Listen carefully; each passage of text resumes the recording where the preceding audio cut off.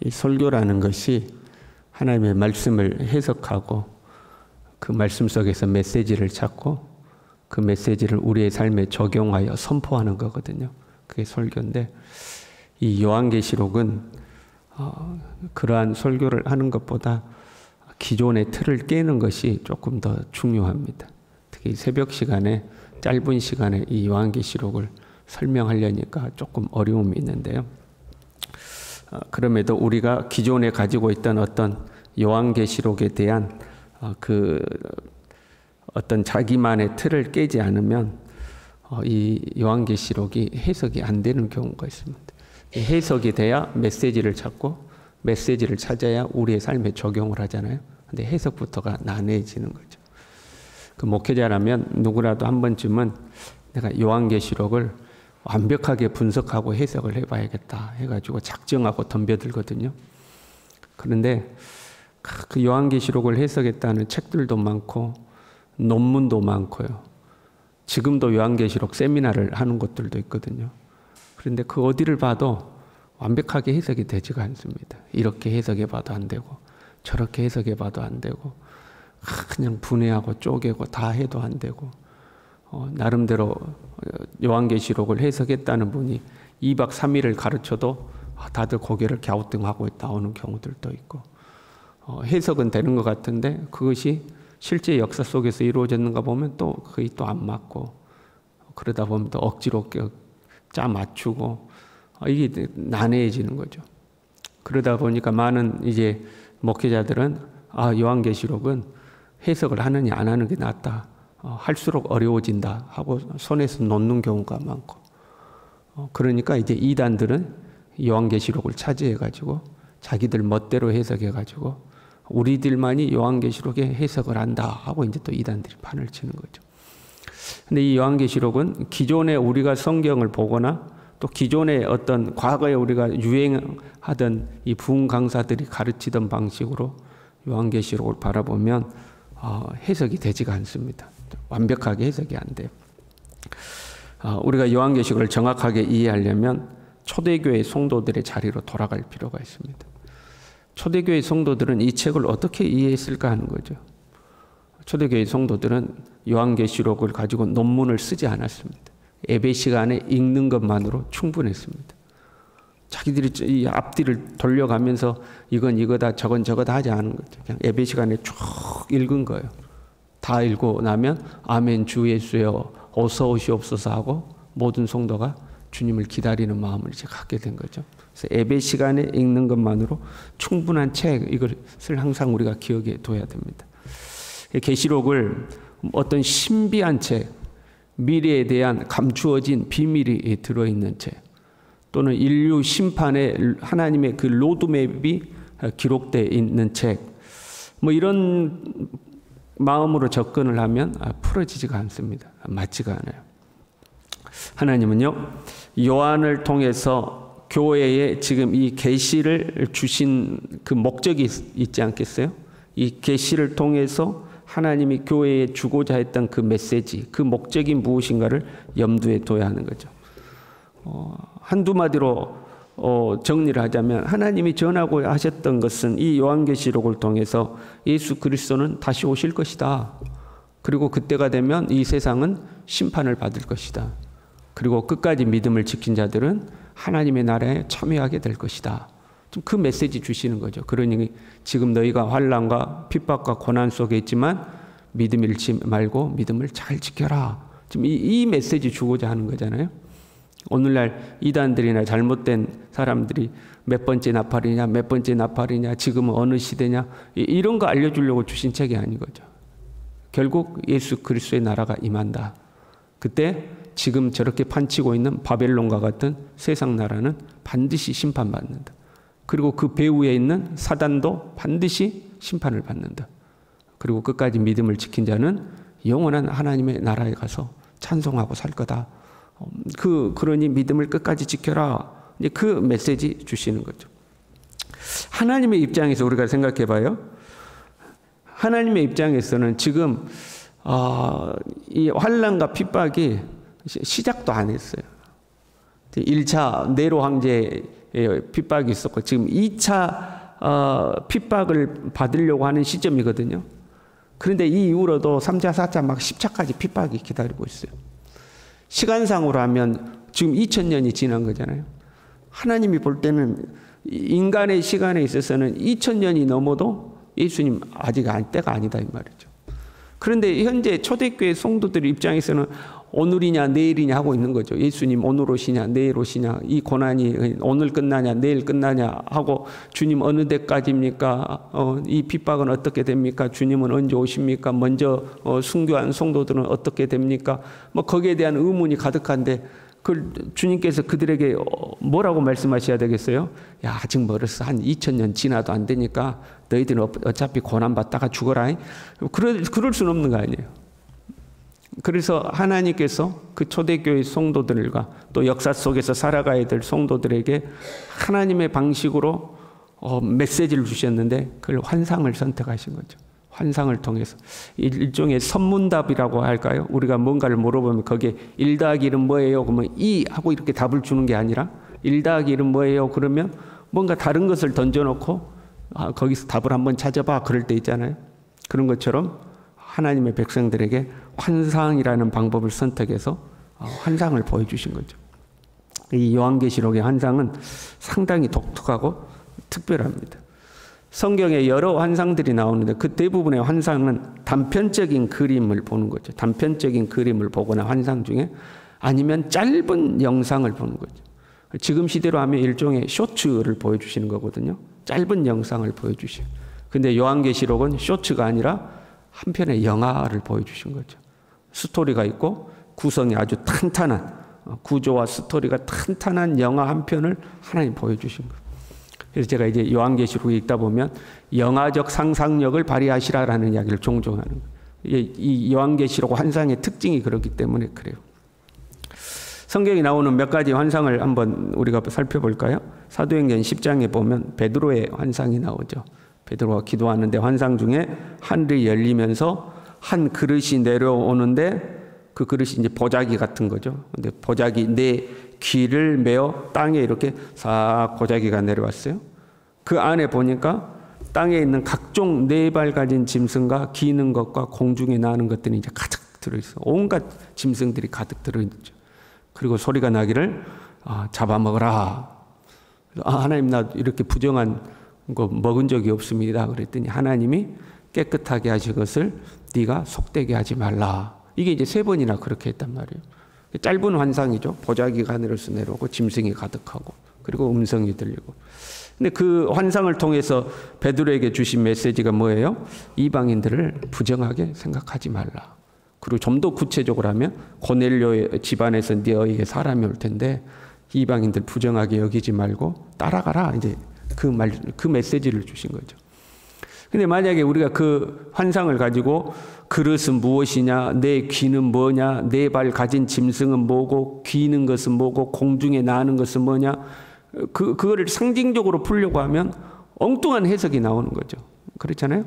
그 환상을 통해서 주고자 하시는 메시지는 이방인들을 부정하게 여기지 말라 하는 그 메시지인 거죠. 에스겔에서 보면 에스겔 40장에요. 환상이 나와요. 포로로 잡혀있던 중에 에스겔이 순식간에 자기의 영혼이 몸에서 빠져나와서 에루살렘으로 가죠. 하나님의 권능으로 에루살렘으로 가서 에루살렘을 보게 됩니다. 그 에루살렘에 새 성전이 들어선 거예요. 아주 멋있는 새 성전이 들어섰는데 그 성전이 상징적이지 않고 실제적으로 성전의 모습이 아주 구체적이고 세부적으로 딱 기록이 되어 있습니다. 에스겔이 그걸 아주 자세히 들여다봐요. 성전 본체 건물을 보고 그 내부 식양이 어떻게 됐는지, 부속 건물은 무엇인지, 제사장들의 방은 어떻게 됐는데, 번제단은 어떻게 됐는데, 그것들을 아주 세밀하게 보고 옵니다. 어떤 상징적인 건물이 아니라 실제적 건물을 보고 오죠. 그런데 그 에스겔이 봤던 그 성전이 역사상에서 건축된 적이 없습니다. 이스라엘 백성들이 포로 귀환을 하지만 그러한 성전을 지은 적이 없죠. 역사적으로. 그래서 이제 그는 종말론적인 환상일 것이다. 또 그렇게 해석을 해요. 종말론적인 환상일 것이다. 그런데 종말론적인 환상이 안 맞죠. 예, 요한계시록에 보면 하나님의 나라에는 성전이 없죠. 하나님과 어린 양이 성전이기 때문에 성전 자체가 없거든요. 전하고자 하는 메시지가 중요한 거죠. 하나님이 에스겔에게 그런 환상을 보여주신 것은 무엇 때문에요? 이스라엘이 회복될 것이다. 그걸 말씀하시는 것이지 정말로 실제적으로 그러한 것들이 다 완벽하게 이루어질 것이다. 그걸 말하는 게 아니에요. 우리가 한번 가정해봐요. 여러분이 정말 집 없이 사는 세월이 한 30년이에요. 그래가지고 새빵살이 이렇게 다녔어. 그래도 하나님 앞에 기도 제목이 하나님 집 한 채만 주세요. 집 한 채만 주세요. 그게 소원이야. 하나님 나도 내 집 갖고 싶어요. 집 한 채만 주세요. 다 기도하다가 새벽에 기도하다가 나도 모르게 졸려가지고 기도하다가 꾸벅꾸벅 조는데 갑자기 꿈인지 환상인지 모르는데 아니 그냥 황금집 한 채가 나한테 오더니 내 가슴 속으로 확 왕기는 거예요. 할렐루야. 그러면 우리가 그 환상을 어떻게 해석해요? 하나님이 나한테 집 주실란가 보다. 이렇게 해석을 하는 거지. 진짜 황금집이 나한테 황금으로 만들어진 집이 온다. 이렇게 해석을 하는 건 아니잖아요. 하나님이 나에게 집 주시려고 그런가 봐. 이제 이렇게 해석하는 거죠. 맞죠? 환상을 바라볼 때 그 환상이 나에게 주는 메시지가 뭐냐 이게 중요하다 이 말이죠. 요한계시록과 어떻게 보면 가장 밀접해 보이는 것은 이제 다니엘의 환상입니다. 다니엘 2장에 보면 느부갓네살이 꿈을 꿔요. 그래가지고 꿈을 꿔놓고 자기 술법사들을 불러놓고 야, 내가 무슨 꿈 꿨는가 너희들이 해석해봐. 그러니까 꿈이라도 알려주셔야 되는데 내가 꿈 알려주면 너희들이 대충 해석 때려 맞출 거 아니야. 너희들이 내가 꿈이 무엇이고 해석이 뭔지 맞춰봐. 꿈 맞출 사람이 아무도 없는 거죠. 난리가 난 거예요. 그때 이제 다니엘이 무슨 일이냐 그래서 이차 한다. 그러니까 왕에게 시간을 좀 달라고 해라 해놓고 하나님 앞에 기도하죠. 그때 하나님께서 다니엘에게 환상을 보여주신데 느부갓네살이 보았던 그 꿈을 다니엘에게 환상으로 보여주시죠. 근데 큰 신상을 보여주신데 머리는 순금이요 가슴과 두 팔은 은이요 배와 넓적다리는 노시고 종아리는 쇠고 발에 얼마는 쇠고 얼마는 진흙인 큰 신상을 보는 거죠. 그러다가 돌 하나가 떠가지고 그 신상을 팍 이제 부셔버리는 그런 환상을 보게 된 거예요. 이 환상을 이제 역사적으로 해석을 하는 거죠. 그리고 이 환상에 대한 해석은 거의 일치합니다. 학자들끼리요.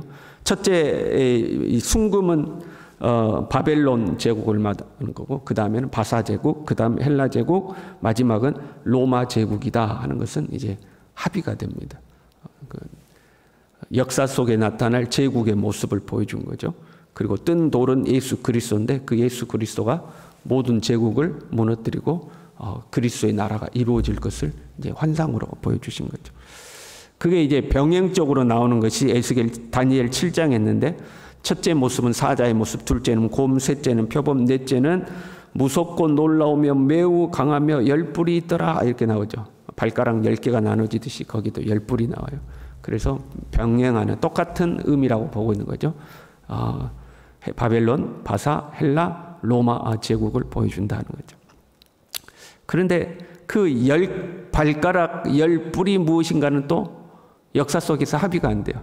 큰 4개 제국은 역사 속에서 등장했으니까 이런 것이다 라고 합의가 되는데 그 10발가락 일부는 흙이고 일부는 진흙인 이 10발가락에 대한 것은 역사적으로 이게 안 맞아요. 이렇게도 짜맞춰보고 저렇게도 짜맞춰보는데 이게 안 맞아요.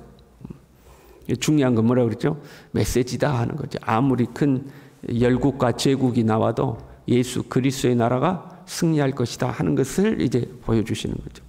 그러나 어찌됐든 간에 이 다니엘의 환상의 일부는 역사적으로 성취가 되는 거죠. 바벨론, 바사, 헬라, 로마 제국이라는 그 역사 속에서 물론 긴 역사죠. 역사 속에서 그 환상이 역사적으로 이제 성취되는 거죠.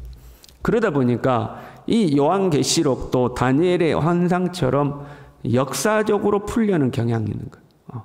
이 사건은 역사적으로 이런 일이었을 것이다. 첫 번째 나팔을 불고 나타난 일은 역사적으로 이 사건을 의미할 것이다. 하고 이제 역사적으로 풀려는 경향이 있는 거죠. 그러나 그렇게 하면 안 풀리는 거죠. 풀어지지가 않는 것.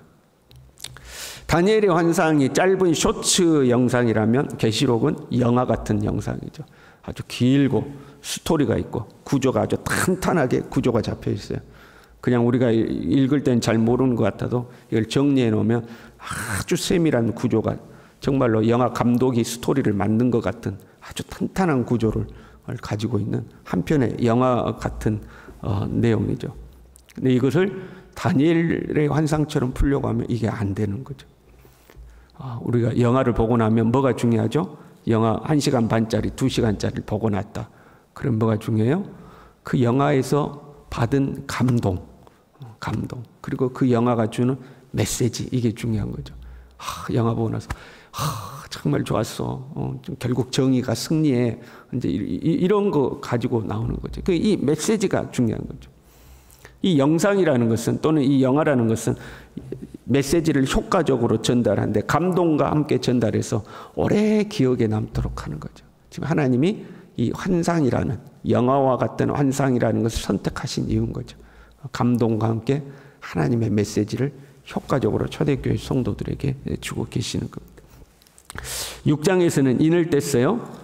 그렇죠? 4장에서는 하나님의 보좌가 보였고, 5장에서는 하나님의 오른손에 있는 두루마리를 어린 양이 취하시는 장면이 보였고, 이제 6장에서는 어린 양이 그 두루마리의 인을 하나씩 이제 떼는 장면이었죠. 6장에서 6번째 인까지 떼고 나서, 그리고 오늘 보면 이제 7장으로 가는데 갑자기 장면이 전환되는 거죠. 장면이 전환이 돼요. 여러분, 근데 인을 떼는 건 뭐라고 그랬어요? 새벽에 좀 재미가 없는가? 눈이 감긴가? 여러분, 인을 떼는 건 뭐라고 그랬어요? 그 내용이 공개되는 것을 의미하는 거죠. 다시 영화적 상상력을 동원해 봐요. 어떤 소녀 하나가 뒷산에서 놀다가 동굴이 있어가지고 그 동굴 속에 탁 들어갔는데, 그 동굴 속에서 아주 오래된 이 아주 애언서 하나를, 낡은 책을 하나 발견한 거예요. 그래서 그 소녀가 책을 탁 폈더니 갑자기 거기서 빛이 쫙 나오면서 이 환상이 쫙 펼쳐지는데, 앞으로 일어날 일들이 거기서 싹 막 보이는 거예요. 놀래가지고 탁 닫으니까 없어졌어요. 두 번째 장을 다시 탁 펴니까 다시 환상이 탁 보이더니 그 다음 스토리가 어떻게 될 것인가가 싹 보여지는 거예요. 그리고 소녀가 놀라서 또 탁 닫았어요. 그 세 번째 장을 펼치니까 또 탁 이제 보이는 거죠. 그리고 또 탁 닫았어요. 그러면 그때 보여진 내용은 짧은 환상을 보여주는 거죠. 그렇잖아요. 짧고 함축적인 환상을 보여주면 영화를 보고 있는 우리의 입장에서는 앞으로 저런 내용이 전개되겠구나 하고 기대를 갖는 거죠. 때로는 그 환상이 어떤 내용인지 아주 디테일하고 세부적으로는 안 보여주겠죠. 앞으로 펼쳐질 내용이 있으니까 어떤 힌트를 주는 내용들이 존재하겠죠. 무슨 말인지 이해가 되시죠? 지금 두루마리에 인을 떼는 게 그런 장면들이에요. 지금 초대교회 성도들은 두루마리에 인을 뗄 때 등장하는 모습들을 보고, 앞으로 저런 일들이 펼쳐지는데, 저건 어떤 의미로 펼쳐질까? 이제 이런 기대를 갖는 장면이죠. 그렇게 6째 인을 떼고, 지금 7째 인을 떼기 전에 지금 7장의 내용이 들어가 있어요. 장면이 전환되는 내용이 나오죠. 이 일 후에 내가 보니 하는 장면이 전환됐어요. 그리고 그 장면에는 인을 치고 14만 4천이 등장하고 셀 수 없는 흰 옷 입은 큰 무리가 등장해요. 자, 보세요. 지금 하나님의 두루마리의 내용이 시행된 거예요? 아니면 아직 내용이 공개된 거예요? 내용 공개죠. 그럼 지금 7장에 등장하는 14만 4천에 입 맞는 것은 실제로 시행되는 거예요? 앞으로 이렇게 될 거라는 거예요? 앞으로 이렇게 될 거다 하는 내용이에요. 그래서 실제로 14만 4천에 14장에 가면 다시 등장을 해요. 대접을 쏟아부을 때, 대접을 붓는 것이 실제 시행되는 거잖아요. 대접을 쏟아부을 때에 14장에 14만 4천, 지금 예고된 내용처럼 하나님의 보좌에 나오는 14만 4천이 그때 다시 등장을 해요. 그렇게 해서 인을 떼는 거, 나팔을 부는 거, 접시를 쏟아붓는 것의 내용이 점진적으로 공개가 되면서 그 세 개가 서로 보완해서 두루마리의 내용이 뭐라는 것을 설명을 해줘요. 지금 뭐 말인지 이해하셨습니까? 이것을 이해를 해야 요한계시록이 쉽게 읽혀져요. 이게 이해가 돼야 요한계시록이 쉽게 읽혀지는 거죠. 자, 영화 초반에요. 우리가 영화를 보다 보면 주인공이 어떻게 될 것이다 라는 암시가 들어있는 경우가 있죠. 주인공이 어떻게 될 거다 하는 암시가 들어있어요. 근데 모르고 봤다가 영화 후반에 가서 초반에 그게 암시하는 내용이었구나 하는 것을 알게 되는 경우도 있죠. 지금 이 7장의 내용은 그것과 비슷해요. 이 영화는 해피엔딩으로 끝날 것이다 하는 거죠.